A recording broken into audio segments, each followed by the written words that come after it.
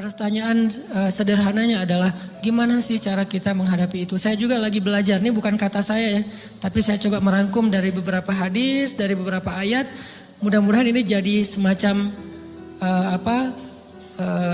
tips dari Allah, dari Rasul, cara kita supaya lebih sabar dalam menghadapi ujian, khususnya ujian perasaan. Pertama, saya mengambil dari hadis riwayat yang diriwayatkan dari Abu Hurairah, hadis Hasan. Nabi SAW mengatakan, "Ma yazalul bala'u bil mu'mini wal mu'minati fi nafsihi wa waladihi wa malihi hatta yalqallaha ta'ala wa ma alaihi khati'ah." Tidaklah seseorang selesai diuji, baik dia laki-laki orang yang beriman atau perempuan yang beriman, baik itu ujiannya terjadi pada dirinya atau melalui anaknya atau melalui hartanya, artinya ujian harta, ujian fisik, ujian perasaan, sampai dia bertemu dengan Allah dan dia tidak punya dosa. Apa maksud dari hadis ini? Ujian itu tidak akan berakhir kecuali kalau dosa kita sudah habis. Allah akan menguji kita terus untuk membersihkan diri kita dari dosa. Sehingga yang harus kita coba bangun awareness dalam diri kita kalau lagi diuji, Allah pengen membersihkan dosa saya nih. Sehingga kita ridho dengan ujian, bukan ikhlas ya. Kalau ikhlas ibadah, kalau ujian ridho, rela. Saya ridho ya Allah walaupun ini berat. Saya ridho ya Allah walaupun saya berharap Engkau beri jalan keluar. Saya ridho ya Allah walaupun saya berharap ditolong oleh Allah. Tapi tetap ridho diberikan ujian itu. Sambil berdoa diberikan jalan keluar, ditolong, diberikan keajaiban. Cuman gak mau mengeluh. Dan berdoa meminta jalan keluar bukan mengeluh, itu ibadah. Berdoa itu ibadah dalam Islam. Sehingga Allah suka banget sama hamba yang berdoa. Allah suka dengan hamba yang curhat. Nabi itu kalau lagi curhat, doanya aja bisa berjam-jam cuma doa doang toh. Kayak hadis Aisyah pas lagi cemburu malam-malam kan. Aisyah lagi tidur, ini jatah malamnya Aisyah. Tiba-tiba dia nyari-nyari raba-raba, Nabi gak ada, dicari di kamar mandi gak ada. Biasanya Nabi sholat di sebelah Aisyah. Wah curiga nih, jangan-jangan ke rumah si Fulan. Dicari ke rumahnya, ditelepon gak aktif, mungkin lagi dicas, datang ke rumahnya. Ketuk pintu. Hafsah, Nabi di rumah kamu enggak? Enggak Aisyah, beneran. Cari ke rumah Sofia. Sofia, Nabi di sini enggak? Enggak, beneran. Cari ke rumah Maria. Maria di sini enggak Nabi? Enggak. Kemana ya Nabi? Rumah istri-istri yang lain gak ada. Pas balik ke rumahnya, ngelewat masjid, ngelihat Nabi lagi sujud di Masjid Nabawi, di mihrab. Dan Aisyah mendengar Nabi menangis sambil berdoa. Dan sujudnya itu seperti membaca 1 juz Al-Quran. Dan itu isinya doa nangis. Robbi. Jadi kalau kita katakan gak usah banyak berdoa sama Allah, malu. Justru Allah suka kepada hamba yang berdoa. Justru sebaliknya kalau kita jarang berdoa atau enggan berdoa, buat Allah itu orang sombong. Allah gak suka hamba kayak gitu. Kamu gak butuh saya, sama kayak kita lagi ada masalah, punya teman yang punya kelebihan harta, terus kita kayak bingung gitu nyari kesana kemari pinjaman, dia gak dikasih tahu. Pas dia tahu dari orang lain, dia ngomong apa? Kamu gak nganggap saya ya? Emangnya saya bukan teman kamu? Kok kamu punya masalah keuangan tapi saya gak dikasih tahu, malah saya tahunya dari orang lain? Tersinggung kan? Kalau teman kita aja tersinggung, apalagi Allah. Kamu punya masalah kok gak ngomong ke saya, wahai hambaku? Bukan berarti Allah gak tahu. Allah tahu, cuman Allah berhak, bukan ingin ya, berhak untuk dilibatkan. Allah berhak untuk dicurhatin. Allah berhak untuk dijadikan tempat kita untuk habis-habisan menangis dan melampiaskan masalah kita kepada Allah dalam bentuk curhat-curhat dan doa. Sehingga kalau kita berdoa, ya Rabbi, Allah langsung inni qarib, mendekat Allah kepada kita. Jadi teman-teman yang dirahmati Allah, kalau kita punya masalah, kita coba bangun awareness, oh Allah pengen membersihkan dosa-dosa saya nih. Terus kita berdoa, ya Allah bantu saya, ya Allah tolonglah saya, istighfar. Saya kadang-kadang ngerasa nih, kalau ada dosa, ada kesalahan, ada kekeliruan yang saya lakukan misalnya gitu, kalau saya nggak kuat istighfarnya, bentar lagi akan diuji sama Allah. Ujinya macam-macam, alhamdulillahnya ujiannya masih ketahan. Pasti diuji sama Allah. Kalau istighfarnya nggak kuat, taubatnya tuh nggak kuat, langsung diuji sama Allah. Dan saya langsung sadar, oh benar berarti yang tadi ini lagi dihapus sama Allah nih. Perkencang lagi, perkuat lagi istighfar. Kenapa? Karena kalau istighfar kita kuat, berarti kan dosa kita dihapus dengan istighfar ya. Otomatis ujian kita durasinya berkurang. Makin kuat istighfar, makin berkurang. Kalau istighfarnya udah mantap, udah selesai, Allah cabut tuh ujian kita. Diganti dengan kebaikan. Jadi teman-teman, kita coba sadari, oh kalau Allah menguji saya, emang saya banyak dosa. Sebelum kita mencari kambing hitam, nyalahin orang lain, sebelum kita marah kepada orang lain, kadang wajar kita marah kepada orang lain gara-gara ucapannya, komennya, teks dari dia, wajar. Tapi sebelum itu marah dulu kepada diri kita atas dosa dan kesalahan kita yang baru saja kita lakukan. Atau yang dulu kita lakuin dan belum benar-benar kita tinggalkan. Kalau kita ngerasa banyak dosa di masa lalu sebelum kita taubat, hijrah, berarti mungkin itulah alasan kenapa sekarang kita diuji setelah hijrah. Kenapa agak-agak harus jungkir balik setelah kita hijrah. Kenapa harus sedikit berdarah-darah setelah kita hijrah. Anggap aja itu untuk mengkifarat, membersihkan dosa-dosa kita yang telah lalu. Supaya apa? Supaya kalau kita pulang kepada Allah, kita pulang dalam keadaan bersih. Dan itu pasti akan menjadi orang yang paling beruntung. Daripada nanti diberesin di akhirat, mending diberesin di dunia kan? Soalnya kalau diberesin di akhirat, itu lebih berat. Akhirat itu perlakuannya beda dengan di dunia. Di dunia kalau kita salah, akan dibalas oleh Allah. Kalau kita belum taubat, dibalas oleh Allah sama. Tapi di akhirat, ukurannya beda. Sehingga heran ya, kalau ada orang yang merasa beruntung lolos dari hukuman dunia, dia pikir dia udah lolos dari hukuman Allah, mending dia beresin deh di dunia daripada nanti di akhir berlarut-larut. Itu bahaya banget. Kalau buat saya pribadi dan saya yakin teman-teman juga kayak gitu, gak mau ada masalah di akhirat, mending masalah di dunia aja.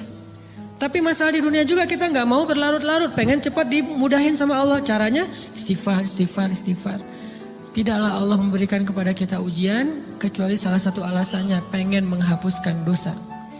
Idza kathurat dzunubul 'abdi wa lam yakun lahu min 'amalin liyukaffiraha fabtalahu Allahu bil hazan liyukaffiraha. Kalau seorang hamba banyak dosa dan dia enggak cukup amal untuk mengkifarat dosa-dosanya, Allah akan menguji dia dengan rasa sedih, dengan rasa kecewa, dengan rasa berat, sakit hati untuk mengkifarat dosa-dosanya. Itu yang kita bangun. Sehingga kalau ada masalah sama orang lain, kita memperbaiki diri dulu. Bukan sibuk dengan kesalahan dia terus menerus yang gak mau kita maafin. Misalnya ada teman kita nih, jadi clash sama kita. Hal pertama yang kita bangun, astagfirullahaladzim saya banyak dosa nih. Tapi kan yang salah dia, ya. Tapi mungkin dia nggak akan mengatakan kalimat itu, nggak akan bersikap kayak gitu kalau kita nggak punya dosa. Allah sengaja mengutus dia untuk menguji kita lewat kata-katanya, lewat perilakunya, karena kita punya dosa. Jadi penyebab pertama diuji itu bukan teman kita yang salah, itu penyebab kedua. Memang dia salah dan itu harus kita akui, realistis lah. Dia salah, dia nggak pas, dia nggak bijak, dia apa? Oke. Tapi yang mentakdirkan dia salah kepada kita, Allah Subhanahu wa taala. Kenapa Allah takdirkan gitu? Karena kita masih punya banyak dosa. Allah kirim kita ujian, bisa manusia, bisa alam, bisa dalam diri kita sendiri. Itu semuanya adalah cara Allah untuk menguji kita dan membersihkan dosa-dosa kita. Ini yang kita bangun pertama. Yang kedua, kata Nabi di dalam hadis Bukhari, "May yuridillahu bihi khairan." Yang terkenal kan yufaqihu fiddin, itu yang terkenal. Ternyata ada dua modelnya. Ada may yuridillahu bihi khairan yufaqihu fiddin. Siapa yang Allah pengen kasih dia kebaikan kebaikan, Allah akan buat dia mengerti halal dan haram. Itu berarti Allah sayang sama dia. Ini satu model hadis. Ada model yang kedua, mirip redaksinya. May yuridillahu bihi khairan yusib min. Hadis Bukhari. Siapa yang Allah pengen ngasih dia kebaikan, Allah uji. Hah? Kok gitu caranya? Ternyata kayak gitu rahasianya. May yuridillahu bihi khairan. Siapa yang Allah pengen ngasih dia kebaikan, Allah kasih dia musibah atau ujian. Kenapa bisa seperti itu Ustaz? Fa inna ma'al usri yusra. Inna ma'al usri yusra. Seolah-olah Allah bilang di dalam ayat itu, kalau kalian mau dapat kemudahan, biasanya lewatnya kesusahan dulu. Kalau kalian pengen dapat keberuntungan, biasanya dapatnya kerugian dulu. Tapi keberuntungan dan kerugiannya pasti nggak sebanding. Keberuntungannya jauh lebih besar daripada kerugiannya. Kerugian itu kayak modal doang, DP. Jadi kalau kita mau dapat kejutan dari Allah, Allah kasih kita DP. DP-nya apa? Ujian. DP-nya musibah. DP-nya rasa nggak nyaman. Itu DP tuh. DP terhadap apa? DP dari Allah terhadap hadiah-hadiah besar yang Allah pengen ngasih ke kita setelahnya. Cuman banyak orang yang menolak DP ini. Sama kayak kita misalnya.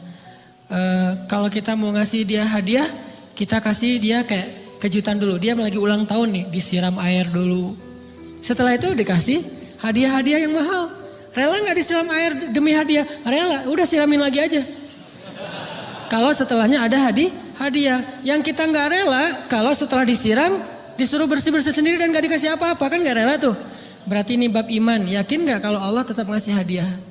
Kan sabar dan iman itu ternyata tahu aman, kembar. Kalau kita yakin Allah ngasih hadiah setelah ngasih kita DP ujian, ya kita akan sabar. Gak apa-apa deh, bentar lagi mau dikasih hadiah, digini-giniin juga gak masalah. Dibully, diapain sama Allah, biarin aja. Ya Allah saya sabar, kan bentar lagi mau dikasih hadiah nih. Ini masalah yakin. Tapi kalau kita gak yakin, apa sih maunya Allah gitu kan. Begitu kalimat ini keluar, maka yang muncul setelahnya adalah mengeluh, berputus asa, dan gak akan sabar menghadapi ujian. Ujian, kata Nabi, may yuridillahu bihi khairan, siapa yang Allah pengen kasih hadiah, siapa yang Allah pengen kasih kejutan, siapa yang Allah pengen kasih pertolongan, siapa yang Allah pengen kasih kebaikan, yusib min, Allah akan uji dia dulu. Ini sunnatullah, sehingga kalau kita lagi diuji, yang kita lihat jangan ujiannya, apa setelah itu. Gimana ngelihatnya Ustaz gak kelihatan? Dengan mata hati. Istafti qalbak, tanya kepada hatimu, kelihatan enggak? Dengan mata hati. Gimana ngelihat dengan mata hati? Dengan iman, saya percaya Allah pasti ngasih kebaikan setelah ini. Orang Allah sendiri yang ngomong, enggak ada satu huruf pun di Al-Quran yang salah. Apalagi satu ayat, apalagi dua ayat. Fa inna ma'al usri yusra, ditegesin lagi. Inna ma'al usri yusra. Tapi usr dulu, baru yusr. Dikasih kesusahan sedikit, dikasih kemudahan yang banyak. Dikasih kesusahan sedikit, dikasih kemudahan yang banyak. Ini yang kita coba bangun tajdidul iman. Bangun memperbarui yakin. Sehingga ketika kita diuji, sedih, wajar. Mengaduh sedikit bukan mengeluh ya. Kalau mengeluh kan nyalahin Allah. Kalau ngaduh, yang namanya orang dicubit kan, itu ngaduh. Tapi kalau, apa sih maunya Allah? Nah itu ngeluh. Antara mengadu dengan mengeluh berbeda. Mengaduh, itu manusiawi. Sedih, itu manusiawi. Air mata bahkan bukan hanya manusiawi, itu rahmat dari Allah. Orang yang gak bisa menangis itu yang bahaya. Kalau kita masih bisa menangis, berarti kita masih peka hatinya. Bukankah anak kecil paling sering menangis? Berarti hatinya peka. Siapa lagi selain anak kecil yang paling sering menangis? Cewek. Cowok itu emang gak punya perasaan, makanya jarang nangis.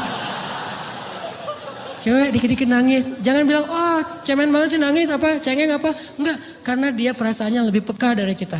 Itulah kenapa Allah menitipkan bayi kepada perempuan. Kalau dititipin ke laki-laki hancur.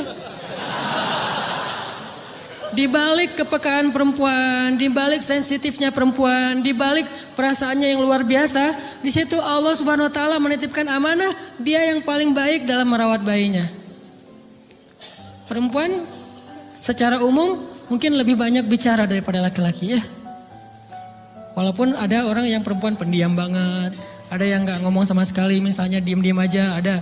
Tapi secara umum perempuan lebih banyak berucap daripada laki-laki. Emangnya ini kekurangan? Bukan. Ini kelebihan. Kalau dia berikan itu dalam hal yang tepat. Apa yang tepat? Mendidik anak.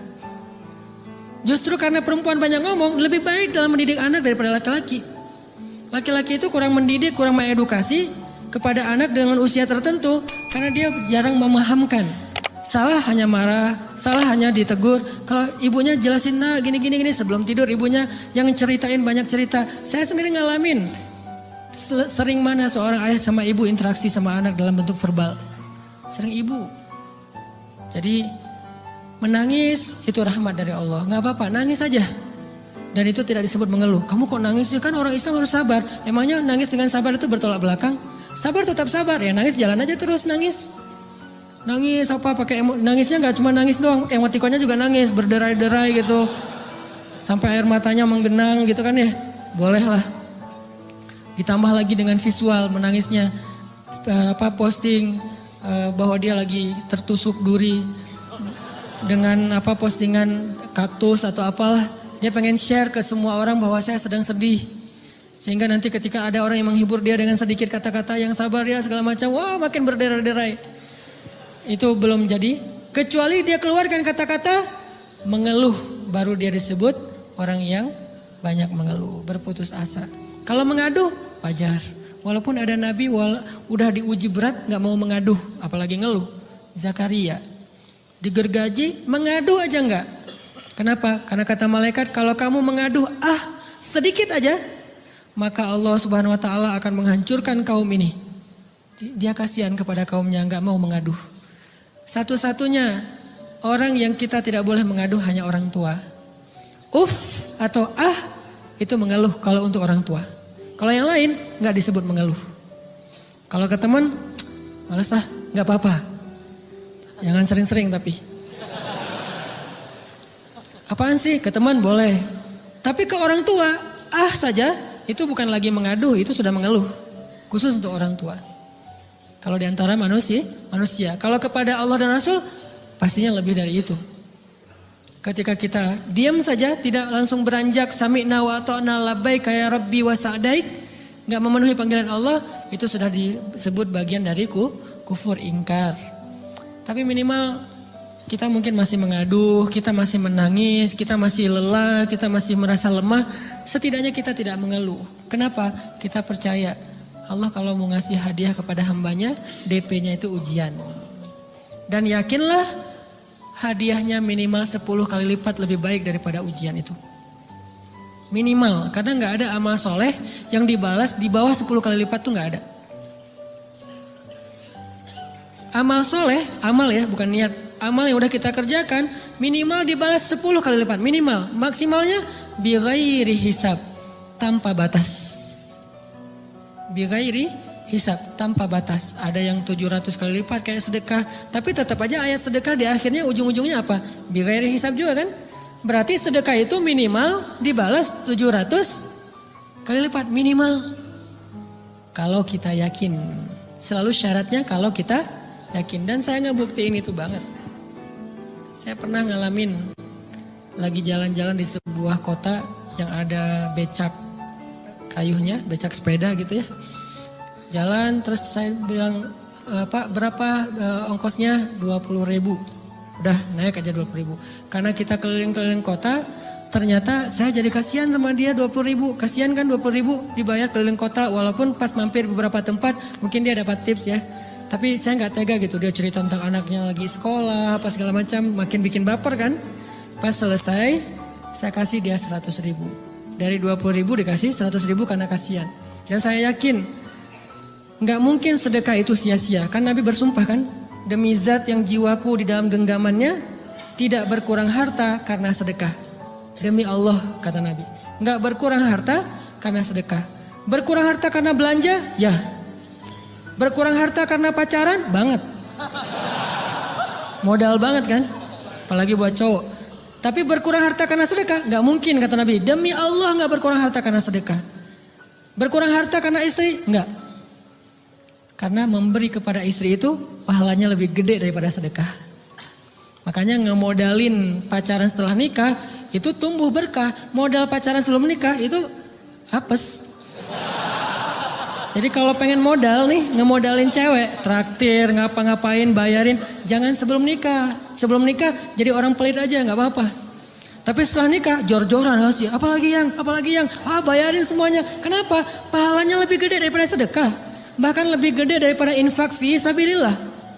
Seorang suami memberi nafkah istri, itu pahalanya terkadang lebih besar daripada kita berinfak untuk fi sabilillah, untuk korban perang. Saya heran kalau ada orang sedekahnya rajin tapi ke istrinya kikir, aneh, berarti dia gak ngerti konsep. Padahal memberi kepada istri itu selama itu kebutuhan pokok ya. dan sedikit entertain, nggak apa-apa asal nggak berlebihan, itu luar biasa. Makanya saya kalau jalan sama istri yang yang mana? Itu yang Onit suka. Oh ya, Onit suka. Kasih aja. Kenapa? Minta ini. Kasih. Selama ada kan kenapa nggak dikasih kan ya? Nanti Allah ganti. Makin rajin kita ngebayarin istri kita, ngebelanjain istri kita, makin Allah ngasih yang kita nggak pernah duga-duga. Sampai istri kita cemburu sama kita. Kok kamu duitnya banyak banget sih? Kan gara-gara aku sering ngasih ke kamu. Ya udah sini lain lagi. Mau ditransfer berapa gitu kan ya? Saya ngasih 100.000 ke si bapak. Dan saya yakin teman-teman sedekahnya pasti lebih dari itu karena 100.000 saya sebut. Kalau 1 juta ke atas saya nggak mau nyebut, malu dong, ria ya.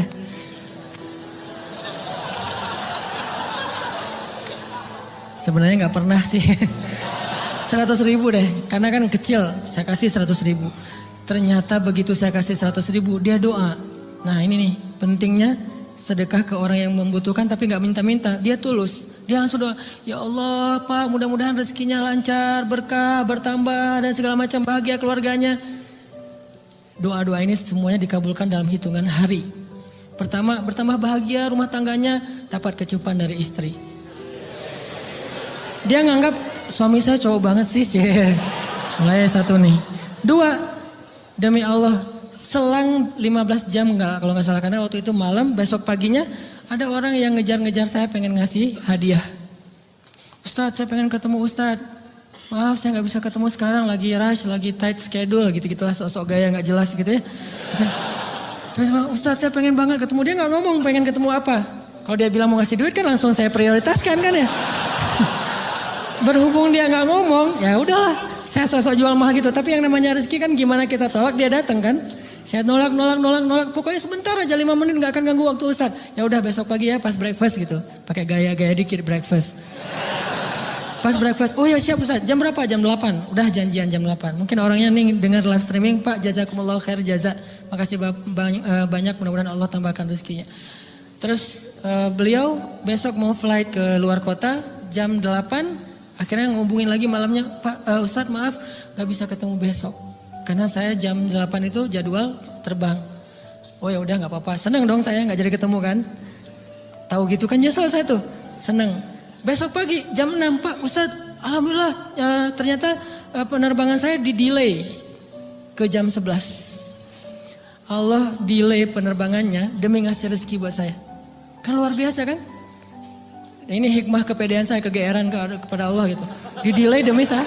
Kan kadang-kadang GR ya di depan Allah ya. Robbi akroman kan gitu ayatnya. Allah memuliakan saya dengan istighfar tetap. Akhirnya saya bisa ketemu Ustaz. Saya nggak baca WA-nya. Terlambat baca, baru baca jam 8. Dia udah mulai agak putus asa. Kayaknya udah gak mungkin ketemu nih. Jam 8 pas saya baca, ternyata orangnya nggak di delay. Ya udah saya balas. Ya udah sekarang saya tunggu ya jam 9. Maaf cuma sebentar. Nggak apa-apa Ustaz 5 menit. Datang dia. Datang ngasih apa coba? Ngasih duit 200 juta. Demi Allah. Cuman berselang beberapa jam saya tolak-tolak. Tahu gitu Pak, datang malam ini aja.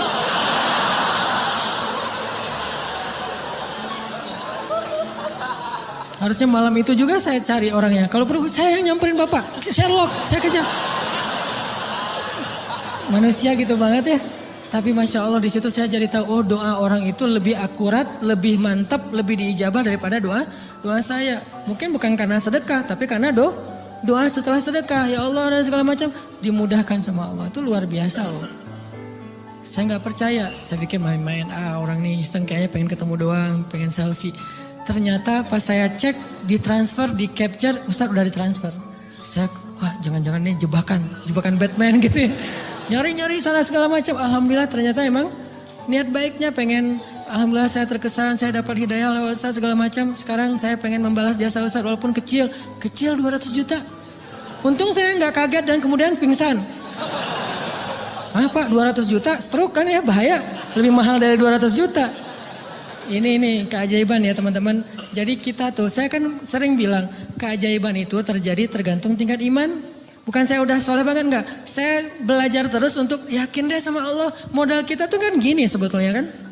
Duit kita tuh banyak loh teman-teman. Cuman gak disimpan di bank. Gak disimpan di saku. Disimpannya di sisi Allah. Bedanya apa sih? Kenapa kita kalau disimpan di bank tenang?